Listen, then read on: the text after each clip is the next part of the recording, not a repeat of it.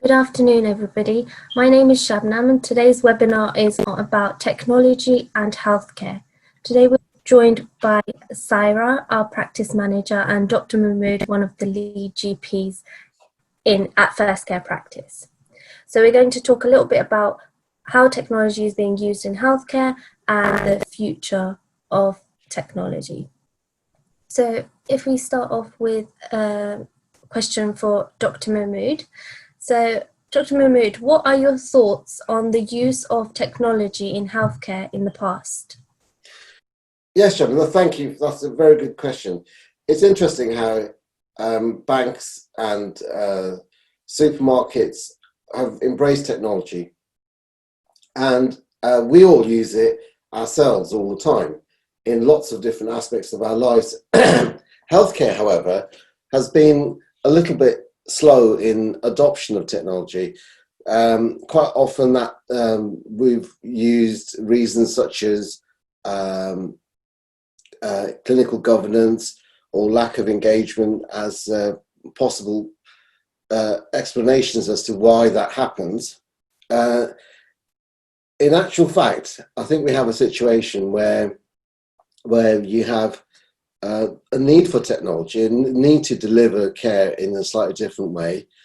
And patients are actually relatively sophisticated users in using technology. And I feel that sometimes clinicians could do a little bit more. And it's basically, we need to adopt technology across organizations.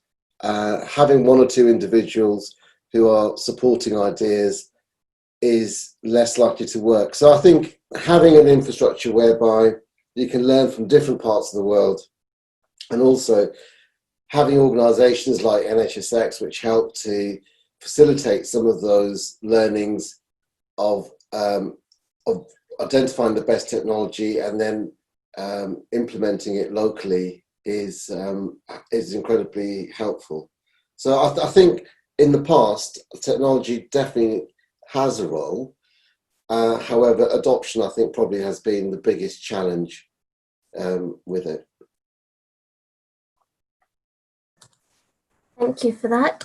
So, Saira, in terms of technology use in the past at the practice, what do you think the role was, and has that changed how you were delivering care for patients?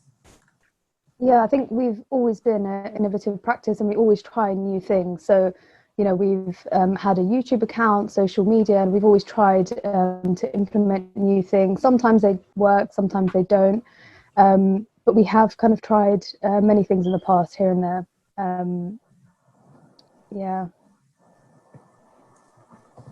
Thank you. So currently, Dr. Mahmood, how do you think technology is being integrated into the healthcare system? Well, I think there's been a dramatic change in the last few weeks, actually, and there has been an incredible mobilization and training and development, and all within the space of a few well, probably about a month or so. One of the reasons is because there is an urgent need for us to find a different way in which we can deliver care. And funnily enough, so things that would take 6 months, a year to deploy are being deployed in weeks and days. Hospitals that would take decades or longer to get built are being built in a week or so.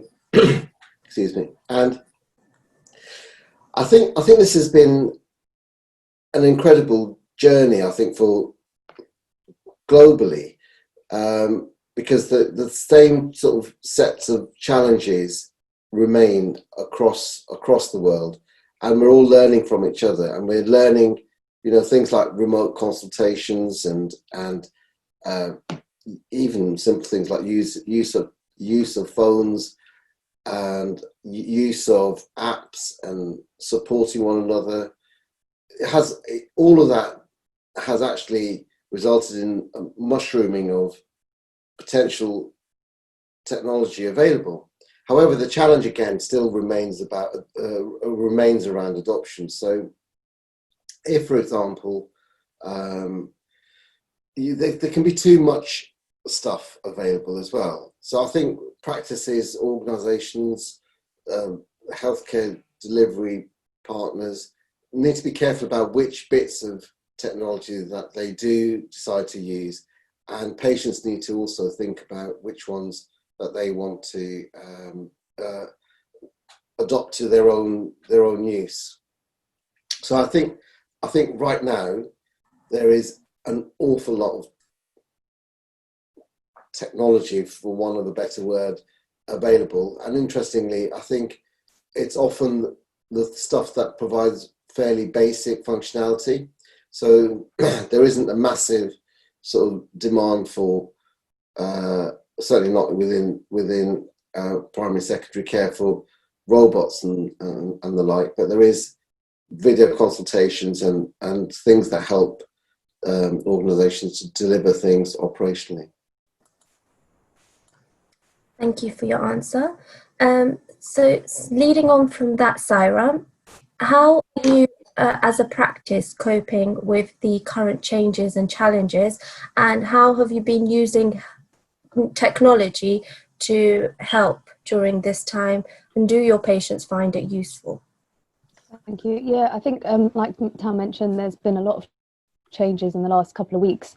And we've dramatically changed the way that we work. We've moved on to kind of remote working, which has taken time to set up, but we're trying to make it just as easy for patients to get through to us. And we're running webinars, so we went away and we did a survey for patients to find out how they want to be contacted during these times. They might not be able to kind of walk in as they usually would, so we're just trying to understand how they would want to, how they, not only how we contact them, but how they contact us, and also about different services that we can provide. So group sessions, online webinars, what sort of things they would be interested in. And we've actually gone away and already started that. We've turned that around pretty quickly, and many of our staff have been involved in that. So we've run webinars, and they're all on YouTube as well. We've got Brenda and Brian, who are our two characters. We've got a YouTube channel where we have a variety of different short videos, and we're trying to. Oh, we'll show you this short little clip here, actually, just following on from the results of the survey.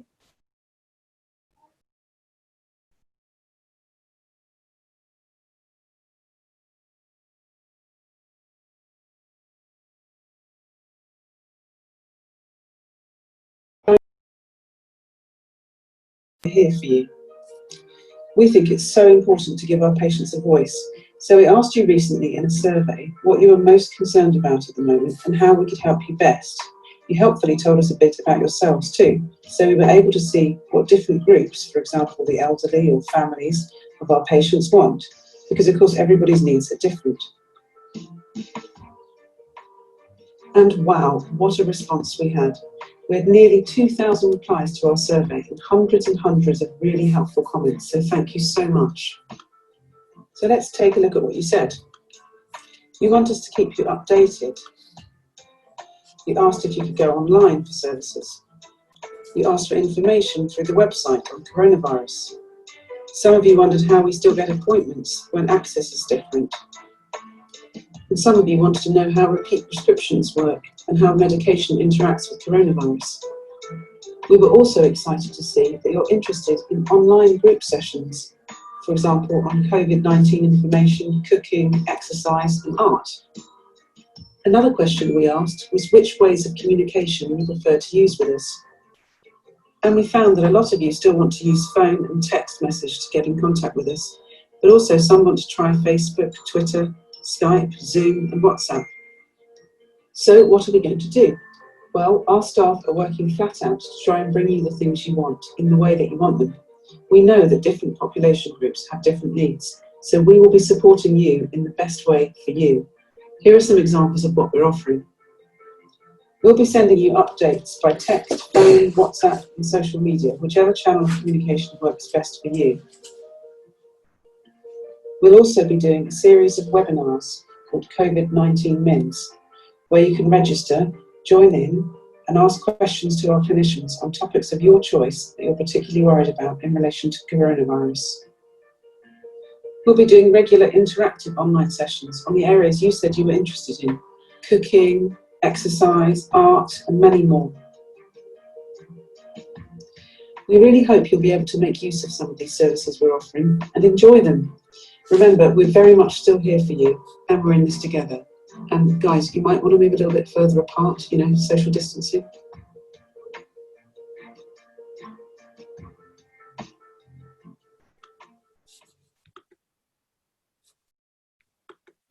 Yeah, so that was just a short video about the recent survey that we did and what people wanted. You know, another way we use technology is also like telephone system understanding. You know, if patients are phoning us, we are able to see how many people are contacting us, how long they've been waiting for. We've, you know, again, back to the survey, we're looking at kind of personalised care. So identifying what different patients want. Thank you, Sarah. There's a lot of great work that's being done. So back to Dr. Mahmood. So what are your thoughts on the future of healthcare, and do you think that technology will play a role, and if so, how? I think now we are where we are. I think patients and clinicians are realizing the incredible benefits of being able to use technology in their working lives. You can provide quicker access to patients to deliver care at times that are convenient for them. You can actually allow clinicians to be able to work more flexibly, and actually having had the opportunity to try and test different ways of working might actually result in people preferring that option as opposed to the way that we used to work in the space of a few weeks ago. So I kind of think, I don't know, I think it's very unlikely that we're going to go back to how we used to practice even a few months ago. I think there will be irreversible changes, hopefully. I think if we keep trying and testing things, then those benefits will be beneficial to both patients and clinicians. But I genuinely think that we're not ever going to go back to the way that we used to practice healthcare, or certainly in general practice. It will be unrecognisable. Thank you, Dr. Mahmood. Finally, Saira, if you can just let us know a little bit about how and what the future of technology is at First Care Practice, and any changes that are going to be made. Yeah, so we're looking into the feedback that we've got from patients, looking at different ways like WhatsApp, using a chatbot, looking more into kind of video consultations. Again, it's something that we've done in the past, but just looking at different streams, and yeah, maybe a few robots or two in the practice. But yeah, watch this space. But yeah, we're going to be trying loads of things, and again, we'll be in contact with patients and keep them updated.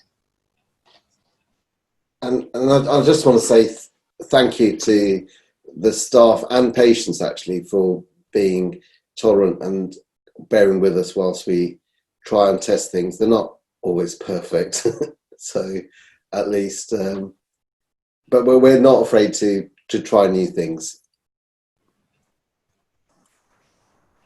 Thank you, Saira, and thank you, Dr. Mahmood. That was very informative. So that brings us to the end of the webinar. Please, okay, we're not going to have a poll. Thank you for listening. Thank you.